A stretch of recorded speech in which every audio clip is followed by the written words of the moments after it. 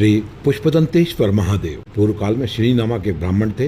वो शंकर जी के अनन्य भक्त थे। पुत्र प्राप्त करने हेतु उन्होंने 12 वर्ष का बड़ा ही कठोर तप किया।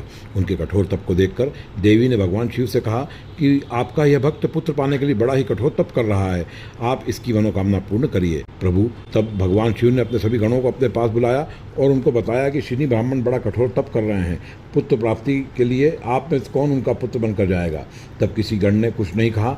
एकमात्र पुष्पदंत ने हंसते हुए जवाब दिया कि यहाँ आपको छोड़कर कोई नहीं जाना चाहता, कोई स्वर्ग छोड़कर नरक में क्यों जाना चाहेगा, कोई उनका पुत्र नहीं बनना चाहता। पुष्पदंत की यह बात भगवान शिव को पसंद नहीं आई और उन्होंने पुष्पदंत को कहा कि तुम अनुशासनहीन तरीके से जवाब दे रहे हो, जाओ और जाकर मृत्युलोक में गिरो। और फिर उनके प्रिय गण विलक को भगवान ने कहा कि तुम जाओ और शनि ब्राह्मण के पुत्र के रूप में जन्म लो, और वह विलक शनि ब्राह्मण का पुत्र हो गया।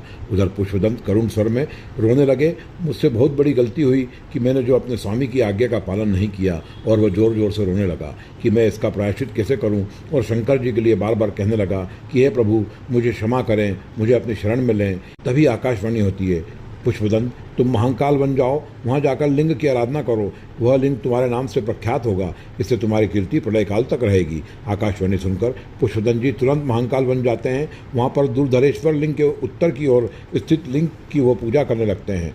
तब लिंग में से शंकर जी, माता पार्वती एवं देवताओं के साथ प्रकट होकर कहते हैं कि पुष्पदंत मैं संतुष्ट हो गया हूँ, अब तुम्हारे नाम से इस लिंग का नाम होगा और अब से यह लिंग पुष्पदंतेश्वर महादेव के नाम से जाना जाएगा और तुम मेरे गणों में प्रिय रहोगे। और भगवान उनका आलिंगन करते हैं और कहते हैं कि अब से तुम्हारा द्वारा पूजित इस लिंग को जो कोई दर्शन करेगा वह सर्व कामना प्राप्ति के पश्चात मृत्यु के बाद गणाध्यक्ष होकर पुष्पक विमान पर क्रीड़ा करते हुए स्वर्ग को जाएगा। जो व्यक्ति पुष्पदंतेश्वर महादेव के दर्शन पूजन करता है उसके 7 जन्मों के पाप नष्ट हो जाते हैं और प्रातः इनके दर्शन करने से अश्वमेध यज्ञ फल का लाभ होता है। जो प्रतिदिन श्री पुष्पदंतेश्वर का दर्शन करेगा उसकी वंश परंपरा नष्ट नहीं होगी, वह पृथ्वी पर समस्त भोग भोग कर पृथ्वी के सार्वभौम राजा के रूप में जन्म लेगा। वर्तमान में यह लिंग उज्जैन के खत्रीवाड़ा में तेली धर्मशाला के पास गली में स्थित है।